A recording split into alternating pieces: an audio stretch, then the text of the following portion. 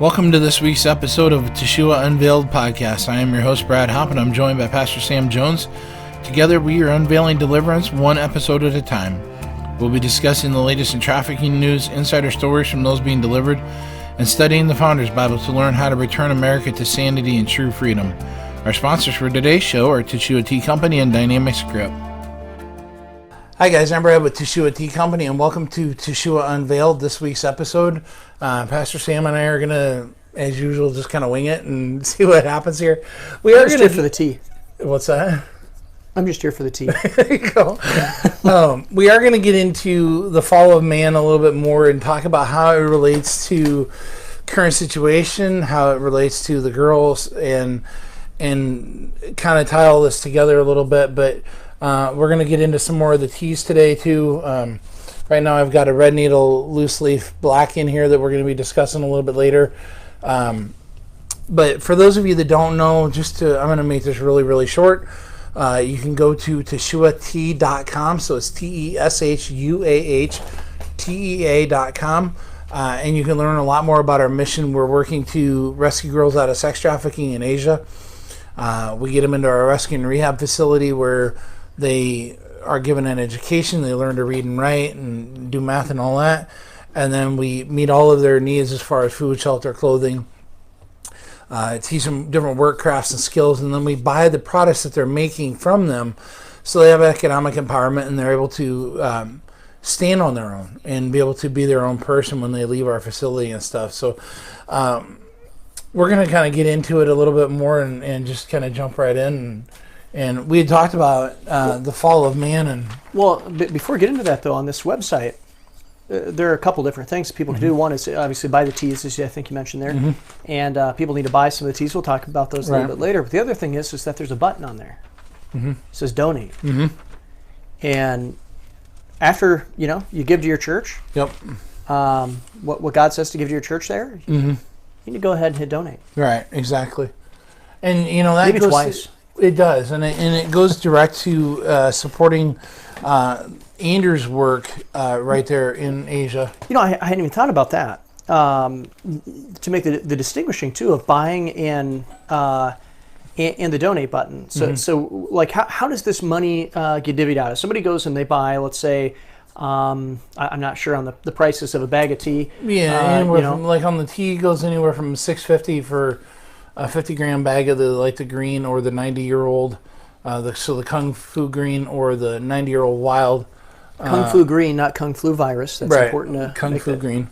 Those run about $6.50 for a 50-gram bag, and then all the way up to the tea that you guys have, that 500-year-old tea tree tea, that 357-gram cake retails for $125. So yeah, and that's that sounds pricey, but first of all, it's a lot of tea. Okay, it is a lot of tea.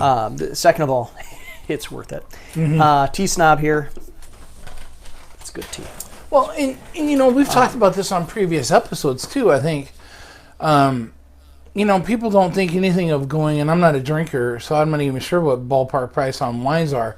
But if you're getting a good wine, you're going to spend $40, $50, $80, $100 on a bottle, or on a really good bottle of wine, a really quality vintage. And with this, you A, don't get drunk, B, you have it for a lot longer. You're able to make a lot of tea out of this. And so really the cost per cup of tea is 25 cents or 50 cents or something. Well, and how does this money go? When somebody buys tea from Teshuah, how does it support the girls? So first off, it has to go to obviously covering the expenses, which you and I have talked in the past that until we get things going, I've been covering the expenses at least somewhat on this, especially during this whole COVID thing a little bit. I'm not covering all of them, but once we get all the expenses covered, then it's a 50-50 split. To where 50% goes back to the rescue house, the product purchases. In other words, what I buy from the girls, that's all their money.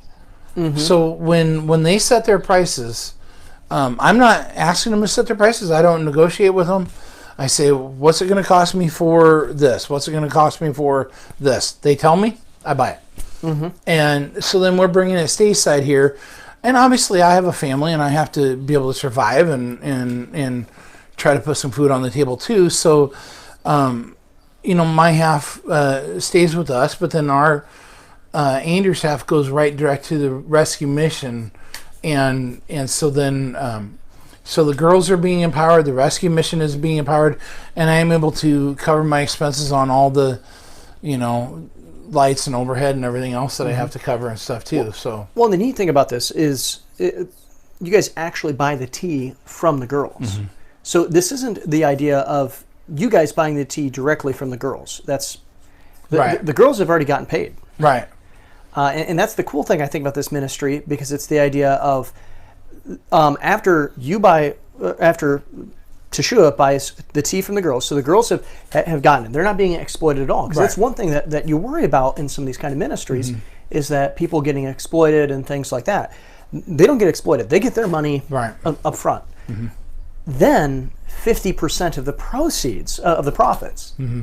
then go back to the mission. Right. So the mission gets paid twice, essentially. Right, essentially. And I mean, I think this is an incredible business model. Right. And I shouldn't even call it a business model, because it's not a business model, it's a ministry model. Mm-hmm. It's an incredible ministry model that really goes and puts the emphasis on the ministry. Mm-hmm. Because, sometimes you worry about different... as a pastor, let me tell you here, you get calls all the time from people asking for money who... I have gone and had people... I could tell the story 100 times, mm-hmm. Of people going and they call the church, they their life's falling apart, they need money, and you go and they say, I need my light bill paid, and you say, okay, well, I'll come and pay your light bill, and they say, no, we need you to give you we need the cash. We go say, well, we're not going to do that, but we'll gladly come pay your light bill. Mm-hmm. And they go, well, no thanks, I don't want it then. There are shysters out there everywhere, whether it's mm-hmm. individuals asking for this, and even, unfortunately, some people who take the name of Christ, mm-hmm. they're shysters. Mm-hmm. But this ministry, it's got a fail-safe in the sense that the ministry buys the tea directly from the girls initially, so that the ministry, no matter what, is already being supported through this ministry, and then it gives back 50% mm-hmm. of the proceeds. Right. So it's a double. So when you say, 50-50 split, it's not purely just, 50-50 split. It's that the ministry's already gotten paid too. Mm-hmm. There's money already been going into the ministry. So I just wanted to make that clear, because not only is it high quality tea, mm-hmm. not only is it good, good high quality tea, so you should just get it for that. If this was just mm-hmm. Tea for tea, that's worth getting. But the second thing is that it's a good cause.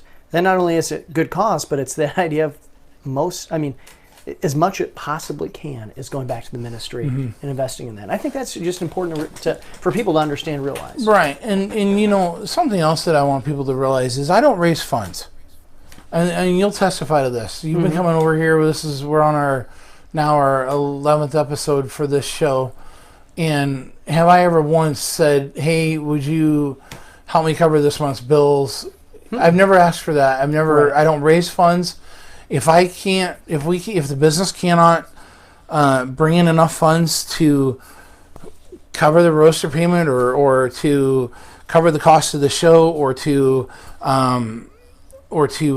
advertise, either I have to do without advertising or I have to cover the cost of the roaster and that stuff on my own. And so I don't raise funds. We were, I don't know did we talk about the Fedex grant program and how that... I don't think we've talked about how it turned out. I think because we talked about it was really close to figuring out, but it didn't. Yeah, and so some of you probably know from previous episodes that we were in the running for the Fedex grant program. We were in the top 100. They unfortunately decided that rescuing girls was not a priority. Was I disappointed over that? Yeah, I was. I totally understood their number one slot. It was a company that's making these. Basically, I would call them a fan fold, lightweight sidewalk for wheelchairs to go over rough terrain or sandy terrain. They were actually it was a company called Access Tracks, and I totally got this one, as I was telling you earlier, because they were making it accessible for people in wheelchairs to get down to the beach, to ride across rough terrain or whatever. So I totally understood that one. The number 2 position, the one that I didn't totally understand and kind of chapped me a little bit, was they gave the number 2 slot to a company out of California that was selling wine in a can. In my opinion, selling wine in a can is more important than rescuing girls from trafficking, I guess. So that's kind of where we finished out. We didn't even hit the top 12 subscription services, and I don't remember what the other ones were, but were apparently more important. So you know what? We just keep moving, and that's the thing that I think we kind of started talking about that a little bit last time on the last episode about faith and just standing in faith, is that you know what? You're going to take some shots over time. And especially when you're doing things like this, you're going to take some frontal assaults, you're going to take some side shots, and you just keep moving. But really it comes down to, as you were talking earlier about the fall of man and stuff, and all of this really correlates to the fall of man and the love of many growing cold in the latter days and stuff. Right. Well, and you're talking about faith, and so just before we get into the fall of man, which we'll give the antidote before we give the illness, I guess. Yeah. Which is faith. In Hebrews 11:1 defines faith, because sometimes we wonder what does faith really mean. Well, God doesn't have an issue expressing himself. He can go and express himself just fine and tell other people about it and say just what he means, and he means just what he says. And he tells us what faith is. In Hebrews 11:1, it says, "Now faith is the assurance of things hoped for, the conviction of things not seen," or the substance of things not seen, is the translation I'm used to. And what it's saying here is that faith, it is like a title or a deed. One time when I bought a car, I got a Ford sports track, and I don't know if you'll agree with this or not, but if it ain't Ford, it ain't of the Lord, right? There you go. I have 2 Fords. Yeah, there we go. So, I do have 2 Buicks sitting in my driveway, much to my chagrin. But I got this. It was a Ford Explorer Sport Track, and they're handing me the title from the dealer. But they went and they took it, and I can't remember if they were going to go fill it up with gas, or if they're going to go wash it, or what they were doing, run it through the car wash. But I couldn't see the car. I looked out the window, and it's gone. Right. Did I worry that I didn't have the car? No. Why didn't I worry? Even though I couldn't see it, I had the title right in my hand. Right. That's how faith is that God says it, and that makes it a title. It's a contract. If God says it, he can't lie, so it's for sure. He says it, so therefore it's in our hand. And we have that, and we may not be able to see the fruit of it right now. We may not be able to see the reality of it right then, but it is in our hands. It is a title or a deed. But then also it said there, it is the evidence or conviction, the evidence of things not seen. And that is, real faith has real evidences. The book of James puts it this way: faith without works is dead. Faith, whenever we have faith, real faith, it always produces something in our life. And so when we think about this, when disappointments come our way, when difficult situations come in our life, we do have that evidence that we are trusting in God and waiting on him, because he sees the big picture. We just see that little picture we may not really understand, but God has a greater plan than what we have, and we cling tightly to his word. And I was trying to remember how Pastor Carey says it, that faith is in apposition to and it is an opposition to. Apposition and opposition are unique words because they're different.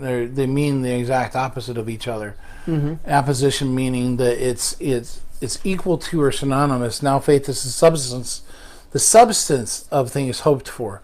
So it's an apposition to things that are hoped for, and it's the substance of them. It's the being of them, but it's in opposition to doubt and unbelief.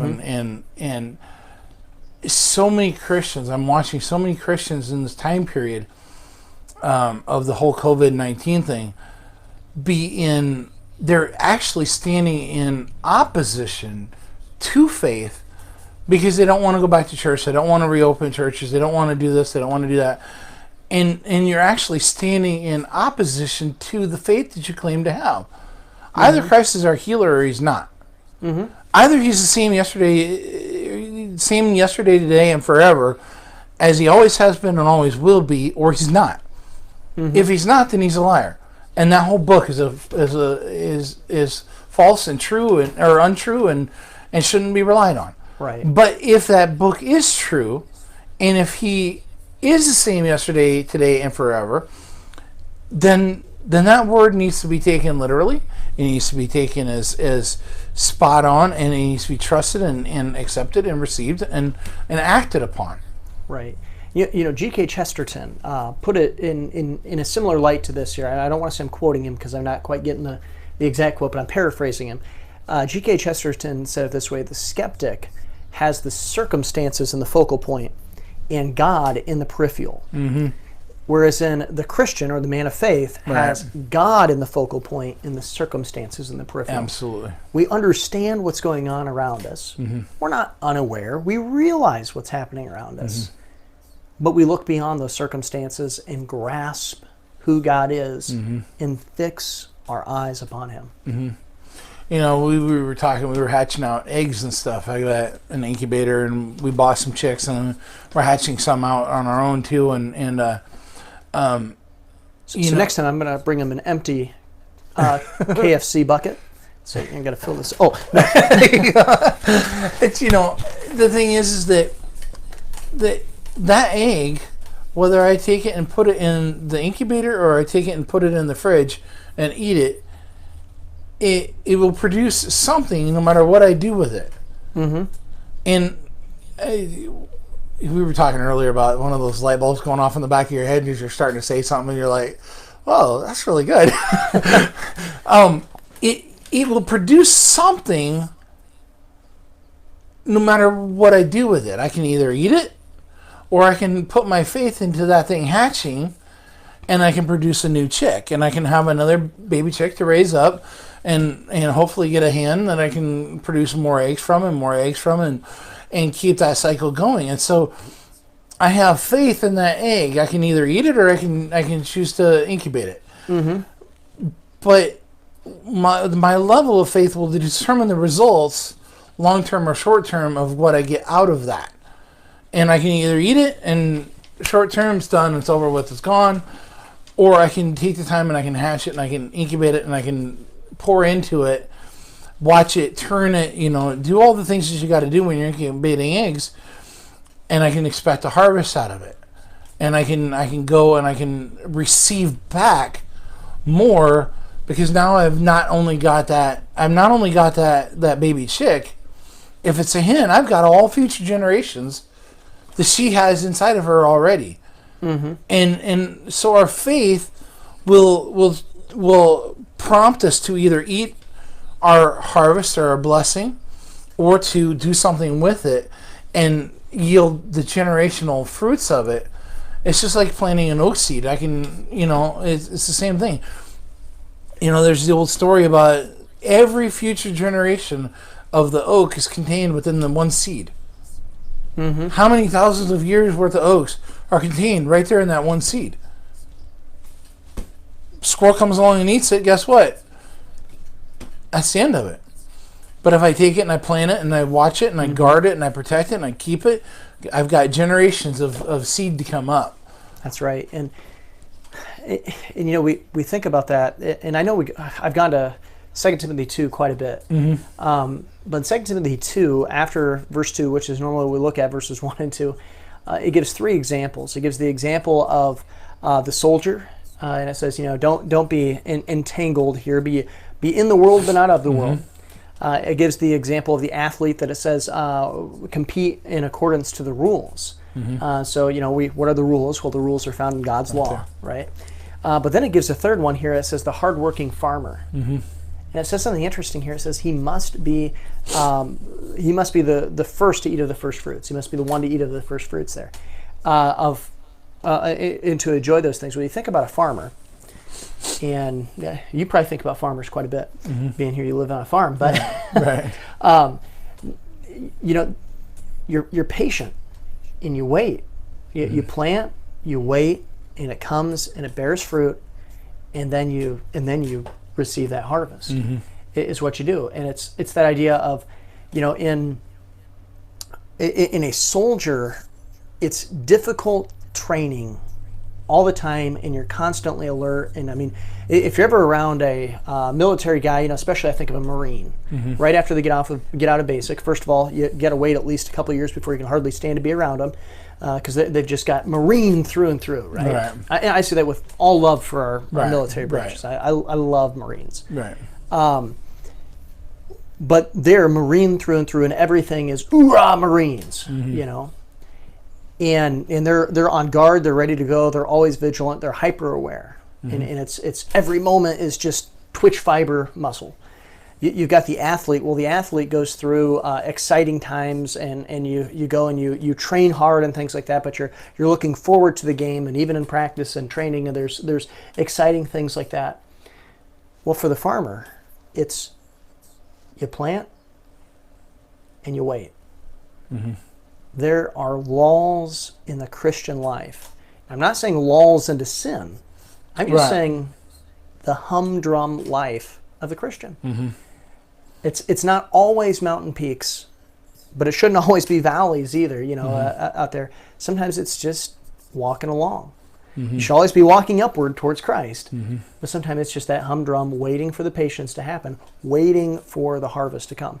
Right. But, well, and you know, as we're talking about that, we were talking earlier that we're getting our trying to get our garden in and stuff, and so yeah, there's been a little bit of a lull for us right now as far as on the Teshuah side, but honestly, I'm almost glad of that in some aspects. I don't want it to last for long, but I am glad of it in some aspects, because we're trying desperately to get our garden in, and I tell people the size of our garden, and they're like, what? Because it's 125 by 45.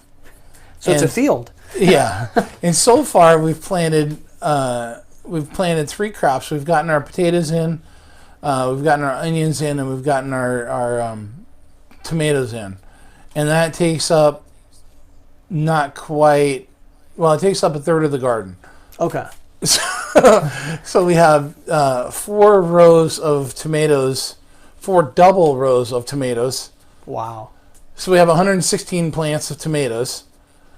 We have 3 bunches or bundles of onion plants. And for those of my gardener friends out there, don't buy the onion sets anymore.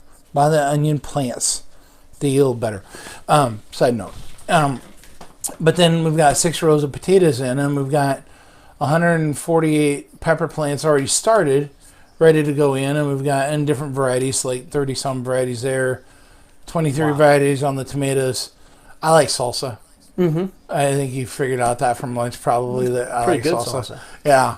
And the key ingredient I found in salsa making, and this is another side note, is the more varieties you have, the broader the spectrum of the flavor profile of the salsa, and just the better it is. You get this cornucopia of flavors going on in the salsa, because some peppers are really hot, some peppers are more of a smoky type of a flavor, some of them are a milder heat, but they add a different note to, maybe a fruitier note or whatever to the salsa. And so I love just making, that's like one of my things, is I love making salsa, or you know, canning the tomatoes. It's funny because as much as I like to grow tomatoes, I don't like to eat them raw. Really? No. Not even put a little salt on them? Slice them up, put a little salt on them? No. What about on a BLT? Now you're talking, because it's got bacon on there. Yeah. But bacon makes everything better. Yeah, it does. My dad would always eat them right out of the garden, and I was just like, It's like an apple. Yuck, I can't do it. I just can't. Nope. But I love tomato paste, tomato sauce, you know, salsa, whatever. So, but anyway, but I'm expecting to receive a harvest there. I'm doing all this work. I mean, it's been weeks and almost the stupid rain. I didn't know I moved to Seattle. Yes, this is the second time I've talked about Seattle because we're still raining out today. I think it's been raining for late. Have you guys had this much rain? Not this much rain, but we've gotten some. It's been like, I'm on the other side of the state of Washington where it's sunny. No, we're in Iowa, but yeah, it's a little nicer. it's like literally almost every day, or at least every night, for like the last week and a half. And it's like, you look at the weather and it's like, oh, it's going to be sunny for 4 days. And you're like, you're a liar. It is not. It's still raining. I'm getting, it is getting to be enough here where I missed my dry day. And so I'm going to have to maybe invest in a machete to get my yard taken care of. But, Yeah. But anyway, so going back to what we were talking about, and totally off kilter there, or off track there, but I'm expecting a harvest. I'm doing those work because I'm expecting to receive a harvest. And that's the thing. In the Christian life, we should expect to receive a harvest. Whether, okay, now I'm going to open a can of worms. Because there's so many people that say, well, yeah, I'm going to receive a harvest in the next life, brother. Okay. Yeah, you are. But you're also expected to receive a harvest in this life. And help me out on the verse. I know my Bible, but I don't always know the references. So, but we'll see if I do. Yeah. But Jesus said, those who are. But I tell you that no one who has given up mothers or fathers or brothers or sisters or lands or houses or anything in this life shall not receive a harvest, a hundredfold harvest, not only in this life but in the life to come.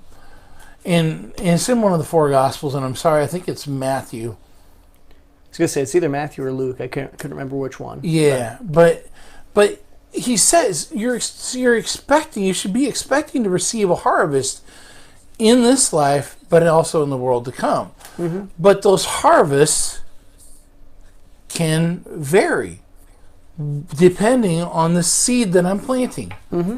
We were talking about this earlier. You were talking about dandelions and how your front yard in the earlier episode today, how your yard is becoming a dandelion salad bar. Rabbits eat well at my house. Exactly, and we were talking about how I like to eat the dandelions. I like them with salad. I like them steamed. I don't do it all the time, but I actually have dandelion seed that I actually bought. You don't need to do that. I can hook you up here. I can hook you. Just get some 3-year-old kids out there, man. They'll have a ball. Well, I think these have bigger leaves on them, so you get more for your money. I can get it so it takes over your whole yard, so you don't need bigger leaves. But quantity over quality. Yeah, exactly. But I can go out and throw some seed on the ground and not even know what I'm throwing out there, and I may yield a whole harvest or a whole field of thistles, or buttonweeds or nightshade or whatever it may be. Or if I take the work and I study my seeds and I know what I'm planting and I'm diligent about it, then guess what? I'm going to yield the harvest of what I want to harvest, not of the weeds that I don't want to harvest. Mm-hmm. And that goes back to the fall of man, which is where we were kind of talking about heading with this whole thing in the first place. Yeah, we're staying in the garden until we get kicked out, I guess. But yeah. But yeah, should we go there? Yeah, let's go there. So in Genesis chapter 3, and of course this is where it all starts. You think about the ministry here. It's a ministry that rescues girls out of what I would say some of the worst situations on earth. Mm-hmm. This human trafficking and sex trafficking and just broken lives. I mean, we've read many stories and you'll hear more stories and things like that. But it's just it's broken lives. But the wonderful thing is that we do serve the great healer, right? And the one who can put these pieces back together. Mm-hmm. But where did this brokenness start? Where did the broken lives start? Where did the death and destruction and everything else start? Well, it starts in Genesis chapter 3. And it says, "Now the serpent was more crafty than any beast of the field, which the Lord God had made. And he said to the woman, Indeed, has God said, you shall not eat from any tree of the garden." And there's a funny note I want to make, but then there's a serious note. One is, I've had a theological change here.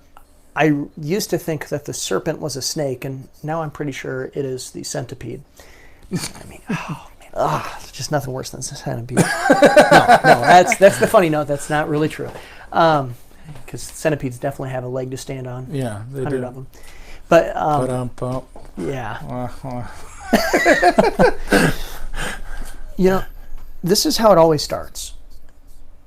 Us questioning God. Mm-hmm. Mm-hmm. Yep. And it's like we talked about in the previous episode where she didn't take every thought captive. Mm-hmm. She took it captive, but she didn't do the next step, was just take it and look at it and analyze it and go, is that what God really is? What you're telling me what God really said? She questioned God. She didn't question him. Who's this person that has no relationship with them? Slithers into the garden, and she starts listening to him rather than the master that she's been walking with all this time. That's right. I mean, and I think to some marriages where the wife will listen to, the wife is married, she's in covenant with her husband. They have been intimate. They've gotten to know each other, and so on and so forth. But yes, she goes back and runs back to the girlfriends or the mommy or the whatever, and when the husband does something she doesn't like, and she lets them whisper in her ear things that they see from the outside, that they're not really intimately involved in that situation. Just like the snake coming in and whispering things in Eve's ear. The snake wasn't in relationship with God. Eve was. Right. With Adam. She was a triune being with God right there, walking in the cool of the day. And I mean, I'm not literally saying that Adam and Eve were part of the Trinity, but just that 3-part relationship, Adam, Eve, and God.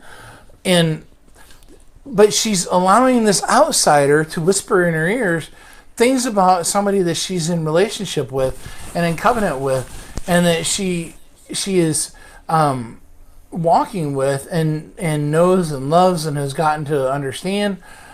She takes this outside voice and makes it a higher voice, an elevated voice over the one that she's in relationship with. And women, I'm going to tell you now, there's a reason the Bible says leave and cleave. I don't know why I'm going here, but I'm going here. There's a reason the Bible says leave and cleave. Your husband is your covering. Your husband is your protector. He's the one that's looking out for you. Are there abusive husbands? Yes, I understand that. I'm talking about in a born-again, Christian-filled, spirit-filled relationship where your husband is a godly, honorable man. Talk about how it ought to be. How it ought to be. And I'm not saying he's never going to make mistakes. That's a key. If you're expecting him to be perfect, then you ought to be perfect. And if you're not perfect, then give him some grace too. And in the same token, you ought not be going to outsiders for information or advice or other than a pastoral counsel, a godly pastoral counsel. But you ought not be running back to mommy. You ought not be running back to girlfriends, sisters, whatever, because they're not in relationship with him. You are. You understand him deeper and more intimately and more closely, and you know his heart better than they ever will. And because they're not in that relationship, they don't understand his heart, and so therefore they can't speak accurately to what his heart is because they don't really know it. They're looking at it from the outside. Well, and Brad, men and women are different. Mm-hmm. Praise the Lord for that, right? I've also said, could we get an amen? And I realized the camera's not going to say amen. But it'd be cool if it did. I need to find that amen button. Amen. But, I've heard it explained this way, and I like to use this analogy. Men are waffle-minded. Okay, mm-hmm. So you think of a waffle, it's got, all the little squares. Mm-hmm. You pour syrup on it, the squares hold the syrup, it's wonderful. Mm-hmm. Women are spaghetti-minded. Mm-hmm. Okay, and to look at that, everything is attached and entwined in the mind of a woman, In the mind of a man, we're very compartmentalized. Another way to look at this would be lights, a string of lights. So there are some strings of lights that if you hit, one breaks, they all burn out because they're all connected. And there's another type that you can go and start pounding them off, every other one, and they'll still light up depending on the circuit of it. But one reason God designed men there in that authority. That doesn't mean that they're better by any means. Simply, what it means is that we're different. We have different responsibilities. You can have 0 leaders if there are no followers, and that's important for people to understand. God created man with this different type of mindset to where we generally have a bigger overview picture. Right. We're generally terrible with the details, or at least I know I am. I'm pretty terrible with the details. And a lot of times women miss this idea because they think that they're seeing something in the general direction where they ought to go, and God has called them to follow their husband, and their husband has seen something that they didn't consider. Now, the husband might have an issue getting from point A to point B, but he knows where point B is supposed to be and to set the navigation, and that's where the wife comes along and is the helpmeet. And to help absolutely them get there. And it's, it's been said, behind every great man is an even greater woman. I think that's a true statement. Right. And I don't want to, when I was talking earlier, just a few minutes ago, I'm not throwing my wife under the bus, because that's not my wife. And she doesn't go to her mom to complain about me or anything else. But there can, in any marriage, there's going to be rocky points. There's going to be hard times or whatever. But, I have the direction that God is taking our family, and she comes alongside and I'm out there tilling up the garden. I know that we need a garden. We need to be prepared. We need to have things set aside this year, because I'm seeing some things on the horizon that I don't like. I'm seeing some things coming down the road, especially being in the agricultural farming community business arena that I'm in. Even just living on a small scale acreage, I still see things. I still talk to guys, and I still am picking up guys that are also full-time farmers and stuff. And so we're all sitting back seeing some things that we don't like, and the things that are going to create havoc, or could potentially create havoc. Hogs don't just go from baby to market weight in 10 days. And cattle don't go from newborn to market weight in 3 weeks. It takes a year minimum. My calf is almost a year old, and he's not market weight yet. Right. He'll probably be a year and a half, almost 2 years old before he's market weight. And the same with pigs. You're looking at 5 to 6 months before they're market weight. So we've killed off so many animals that not all that's going to be picked up right away. And so there may be some shortages or whatever. And food prices are going to go higher. Beef prices are already going up that way. Chicken prices are going up quite a bit. Yeah. So I'm just looking at it, and I'm saying, okay, guys, as our family, here's some things that we need to work on, and we need to be setting things aside and being prepared for, and planning ahead, and so on and so forth. Well, while I'm tilling the garden, she's handling the details. I'm doing the heavy lifting, so to speak, but she's handling the details of, okay, how do I plan it out? How do I lay it out? How do I fit these 148 pepper plants in here? How do I fit these 116 tomato plants in here? How do I, get the 6 rows of potatoes in here? Whatever it may be. And so we both have a skill and ability there that we can mesh together. But when one of us is running around questioning the other one because they're listening to this voice over here that's not God, it just causes confusion, it causes disharmony, and it causes you to go nowhere. It paralyzes the entire relationship and the entire marriage, whether that be a marriage of a husband and wife, or whether that be a business relationship, or whether it be a church relationship, or whatever it may be. It paralyzes that unity that gets you into the direction that God wants to go with the flow. Right. And something interesting about it being a serpent, because we all know that who the serpent was is Satan, right? But here he is as a serpent. Satan could have come as a monkey, could have come as a a cow could have come. Pick an animal. Or he could have come as himself. I mean, just straight up. The real point here, and though it was really a serpent, okay, I want to make sure you know here, this is literal. But any voice that questions God is playing the role of the serpent in your life. And that's the important thing when we go and we see that whisper in your ear of something that is questioning God. Did God really say? And the funny thing is that's what, not funny, but the ironic thing is, that's what gets questioned in our life every day, right? Did God really say? Did he really say thou shalt, or did he really say don't lie? Did he really say thou shalt not commit adultery? Did he really say thou shalt not steal? Did he really say these things? And if he did, well, then we ought to listen to God. Right. But that's where these questioning things come all the time, and that's and that's where problems start. That's where this is the root of evil. Right. And something I was thinking about earlier on this, and this is a little bit of a rabbit trail, but not that we're any good at those. But going back to the chickens and tying this back to the girls, as I was thinking about the egg, we were talking about the eggs and how that egg can, to a baby chick when it's ready to hatch, is almost like a prison. It's restrictive. It won't let them grow. It won't let them develop. It won't let them go beyond that shell. They have to break out of that shell to come into the fullness of what they were designed and created to be. And that's really what Teshuah is doing, is we're helping the young ladies break out of that shell of slavery. And to me, I mean, my wife kind of nicely scolded me. She goes, "You're a farm kid. You should know this." And I'm like, "Yeah, I know." But I may or may not have helped one of our chicks hatch the other day because I was excited. I wanted to see it.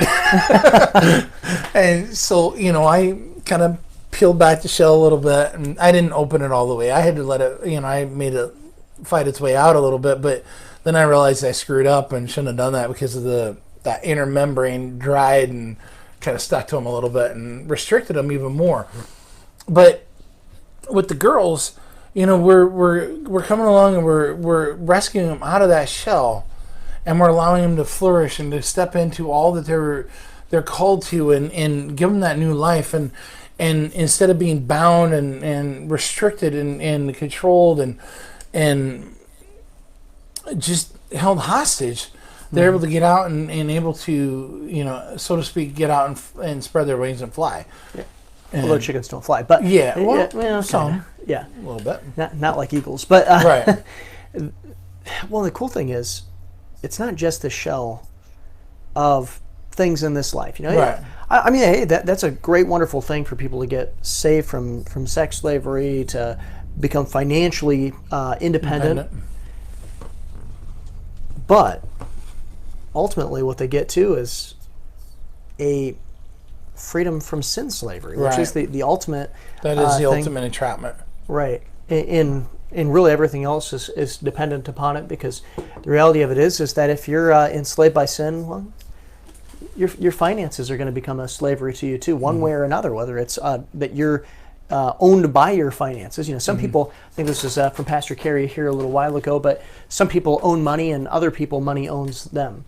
And there's that kind of a slavery financial, but then there's also debt slavery when it comes to finances. And that is associated with sin too, that it can go and choke you out. But it all ties back to sin. One way or another, it all comes back to sin in that idea there. And it's because God's principles, they work in this world because He's the one who created this world. But what kind of tea are we working on here? So this is the red needle, red needle black. So okay. If I can get it out without going all spillage over here. So you can see how fine the needle, it's actually the tea leaves, but the way they process it, they look like red needles. They're about yay long, and this is a really nice tea. But anyway, I thought I'd get this going while we were talking and stuff. I want to have you continue while this is brewing a little bit. Go back to what you were... Yeah, you want to go into the second verse? Yeah. I think we just talked for about 45 minutes on one verse, but that's okay. It says, the woman said to the serpent, from the fruit of the tree of the garden we may eat. But of the fruit of the tree which is in the middle of the garden, God has said, you shall not eat of it from it, or touch it, or you will die. The serpent said to the woman, you surely will not die. We see the first thing that the serpent does is he questions God. Mm-hmm. The second thing the serpent does is he lies about God, about what God says. Mm-hmm. And that's the progression. I like studying logic quite a bit. Mm-hmm. One of the logical fallacies out there is called the slippery slope fallacy. Mm-hmm. And the interesting thing about the slippery slope fallacy is that sometimes the slope is indeed slippery. Mm-hmm. We know that. Like my deck. I was going to say, we just walked out there. That's a little slippery. But we honestly don't think about this that often. We think, it's a fallacy, so it's no good. Well, sometimes it is slippery. And really what it is that there's a progression. Now, of course, the idea of the slippery slope fallacy, just to kind of go with it, it's really the idea of an illogic, taking it to an extreme of jumping to conclusions is kind of that idea. But here we see that Satan's slope is always slippery and it always is on a downward trend towards sin, and sin is always on a downward trend towards death. Mm-hmm. That's always where sin leads, and that's what we can see right here in the garden. Mm-hmm. And but he continues on. It says, for God knows that in the day that you eat of it, your eyes will be opened, and you will be like God, knowing good from evil. Now, this is the interesting thing. So you see the progression of what Satan says. He says, he questions God. Then he lies, but then he adds something to it here.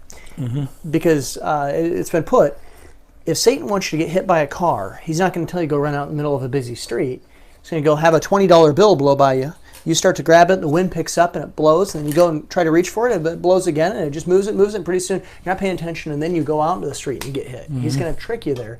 He puts some carrot at the end of the stick there, a truth, so to say, that's intermingled with a lie, and of course a half-truth equals a whole lie. Mm-hmm. And it is true, their eyes would be open, they would be like God, knowing good from evil, but God intended to teach Adam and Eve good and evil. Mm-hmm. He didn't intend for them to find out by diving in and embracing evil. He intended them to learn by embracing good. Mm-hmm. Well, and the interesting thing here is too, in my opinion, is that if you go back and read where God actually talks about the tree at the beginning, she adds to what he said. Yeah. So Satan gets her to question God, then she adds to it, and then he lies to her, and takes what he takes what she adds to it. And if you read the book of Revelation, the Bible is very clear: do not add to and do not take away from this book.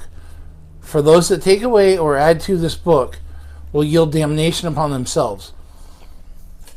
And, and so it's really interesting to me that she added to, and then he took that and went, oh, that's her hot button. Boom. And he used that to lie to her and to deceive her into eating of the fruit. Speaking of fruit, that's really good tea. This is the red needle. Yeah, red needle black. Red needle black. It has got black tea is the more bitter teas normally. Sometimes, so I'm not trying to badmouth black tea. Right. I'm more of a lighter tea drinker. That's kind of my favorite, but I drink black tea. Sometimes it leaves like a dirty taste almost in your mouth sometimes. And the lesser the quality, the more dirty taste it's going to have. Sometimes if it's maybe not prepared properly or something like that. Right. But this has a very, very clean taste to it and almost a sweet note to it. It's very good. And that was the first steep. And I only let it sit probably a minute or so, I suppose.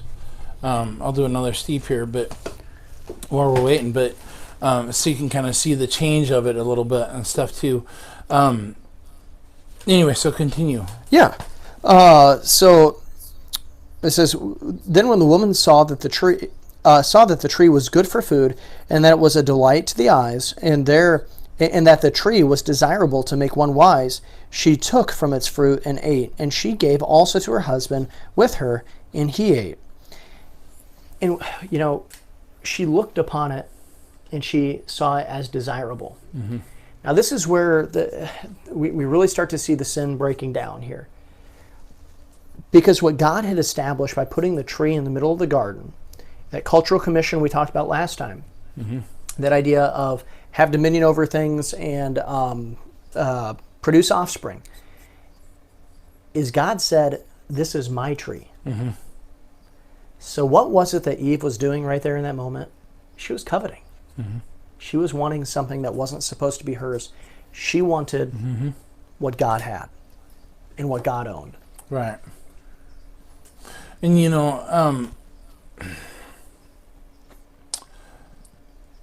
well, and that really ties right in with the girls too. It does. Because the whole reason why they need to be rescued from this is because a bunch of people covet. Mm-hmm. They're taking something that belongs to somebody else, because that young lady was supposed to belong to, and by belong to, I don't mean as in ownership. Property. I mean the relationship. Yeah, belonged to a husband who was going to love and honor and respect and care for. Just as the husband belongs to the wife. Right. And so they're coveting something that's supposed to belong to somebody else, and they're trying to circumnavigate what God has ordained. Go out and be fruitful and multiply. Replenish the earth. He doesn't say that replenishing and multiplying and being fruitful is bad. He says it's a good thing. Yeah. But it's when we do it out of order mm-hmm. and we do it our way instead of his way that we get ourselves into trouble. We hurt people. We damage people.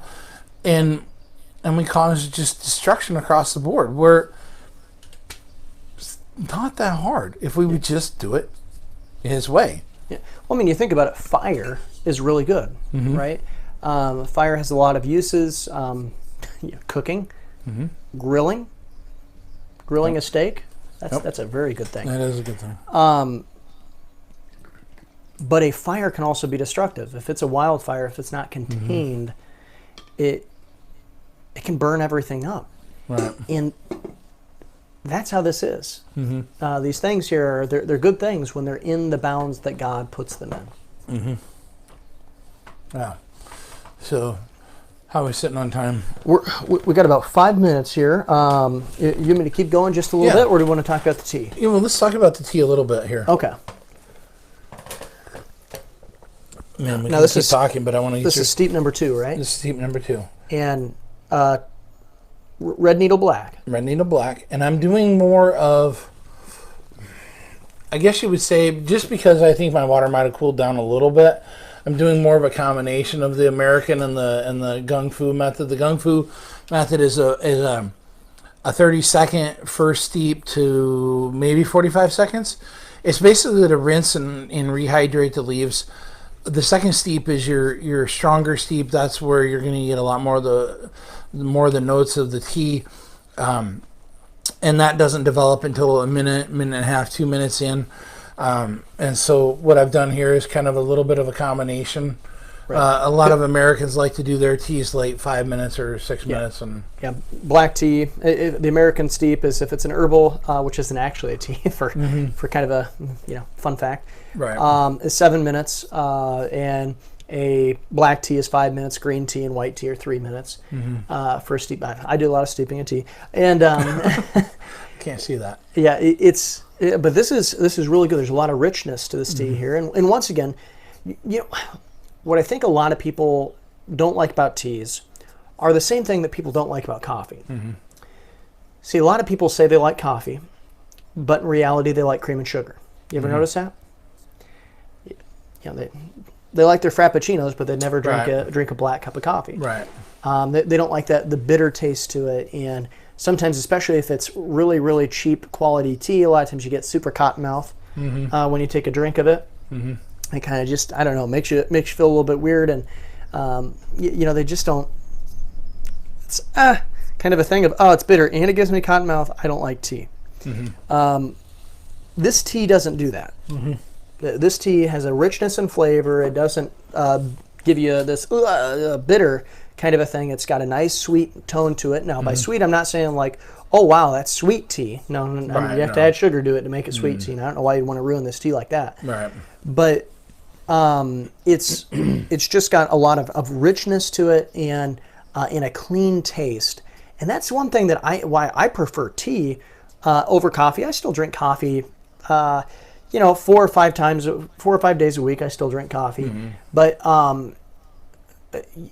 coffee isn't as clean tasting. And granted, I don't drink. Well, and it depends on how you brew it too. Did I make you some of my cold brew? Yeah, I was just as I'm saying that, I'm realizing, you've had some of the cold brew. I'm comparing really good tea to Folgers coffee, and so that's maybe not a fair comparison. Yeah. But I mean, if you brew the coffee right, and do pour over kind of thing. So you're the coffee snob, so I'll let you talk about coffee. And you guys sell coffee too, right? And a cold brew coffee is one where you actually never heat the coffee. It's not that you heat the coffee or you brew it through your coffee maker, heat it up, and then put ice in it. That's not a cold brew. That's called an iced coffee. That is an iced coffee, but there's so many people trying to sell that as cold brew. That's not cold brew. A cold brew coffee should be very clean. It's brewed in a similar method to sun tea, except you don't put it in the sun. You could, I suppose, but it's actually a really simple process. You take and you grind the amount of coffee you need for whatever size decanter you're going to put it in. Like I do a gallon of coffee, so I use about a cup and a half of whole beans, grind them to medium grind, and then I take those and I put them inside the filter in my coffee cold brew maker, and I let it sit for 18 to 24 hours. But it yields a really clean coffee that way. It doesn't have the acidity, it doesn't have the bitterness, it doesn't have the lot of the negative points that a lot of people think of with coffee, but yet it's really strong still. And so, there's that method, but then there's other methods where espresso or, just to give an example of espresso, like I used to deliver fire trucks all over the country, as you know, and there's times that it's like you're just out on the road and you just have to you're tired, you need to have some coffee, so you go to Starbucks and you order an espresso, and you're just like, I know this is going to hurt, this is going to be painful, but I just got to tolerate it because I want my coffee. And so you hold your nose and you drink your espresso, six shots of espresso as fast as possible, just to get it down. It's bitter. They overburned the beans. They over roasted them. It's gross. But then you find like either the Thai coffee that we roast or another company that I found that I really liked their coffee on. It was Torch Coffees. They were out of California. I think they're out of North Carolina now. But they had a Rwandan that was a African coffee. And it was, the first time I had it, it didn't have the bitterness. Just like our Thai coffee doesn't have the bitterness. It had a lot more of the fruit notes and floral notes. And all of a sudden it's like, where have you been all my life? I was like, I was in love. And, but people, if they would have a really good cup of coffee, like I was talking to one of the ladies at the post office a couple weeks ago, whatever it was, and she's like, "Oh, I don't like coffee; it's too bitter." I'm like, "You haven't had really good coffee, then." It just tells me everything I need to know. It's just like you haven't had really good coffee, because really good coffee should not be bitter, just like really good tea should not be bitter. There should, right? Well, and I mean, it does kind of depend on what kind of tea, I suppose. I mean, like something like Irish breakfast tea, which you guys don't have, obviously, kind of a thing. That's going to be bitter no matter what. Its purpose is to be bitter. But yeah. I always thought the Irish were a little bit bitter. Yeah. They say that are bitter than you. Oh. I just couldn't resist on that. But And that concludes our show. No.